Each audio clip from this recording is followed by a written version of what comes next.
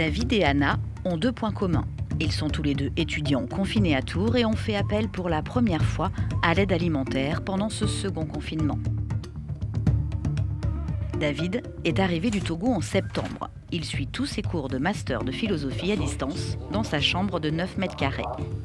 Adopte un ton très surprenant, très notablement différent de ce que la Boétie nous avait habitué à lire dans le reste du discours. Entre 2 cours, David se remonte le moral en allant voir son ami compatriote de la résidence universitaire. Ça va? Ça me fait plus que du bien parce que là, dès que je m'ennuie dans ma chambre, je sors, je viens, je clique, il vient, il ouvre, on cause, on se chambre et tout, et on rigole et voilà, ça nous fait oublier nos soucis, le stress du confinement et tout, vous voyez. À 4600 km de chez eux, David et Jonas se soutiennent, notamment pour les repas qu'ils partagent régulièrement pour faire des économies.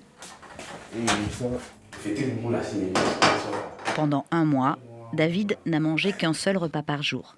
Avec le confinement, il a perdu sa seule source de revenus, un CDD de 15 heures par semaine comme homme de ménage à la fac des 2 Lyon.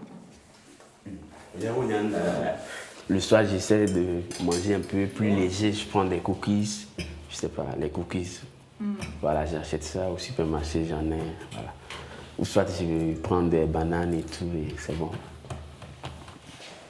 Malgré les difficultés, David ne peut pas se permettre d'échouer. Au Togo, sa famille compte sur lui et le soutient. Ma mère surtout, ouais, elle m'appelle, elle m'encourage, elle me motive. Et dès que je finis de recevoir son appel, j'ai l'impression d'avoir plus... J'ai la rage de réussir en fait, vous voyez. C'est beaucoup de sacrifices. Déjà le billet d'avion, vous voyez, c'est plus de 1 000 €, vous voyez. Donc, il faut aussi rendre les darons fiers, vous voyez. Mi-décembre, David a reçu un bon coup de pouce. 140 € en ticket service de l'université, de quoi manger à sa faim pendant plus d'1 mois et étudier un peu plus sereinement.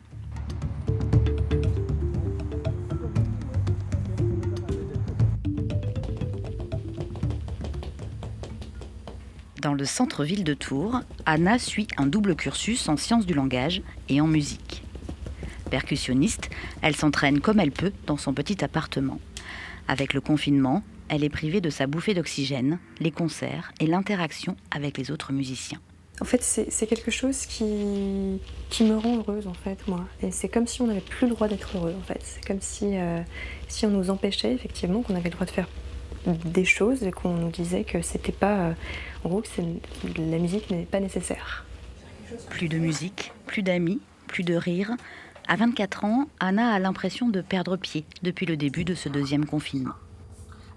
Je pense que là où j'ai besoin d'aide, effectivement, c'est sur le plan psychologique, sur le plan affectif, qui est totalement ruiné et détruit par des moments de solitude, des moments aussi où on ne peut pas forcément avoir des liens sociaux, qu'ils soient sincères, profonds, ou qu'ils soient même superficiels, où on a du mal à échanger, on a du mal à regarder de l'avant sur une situation, on a du mal à aussi se projeter dans le futur, en fait.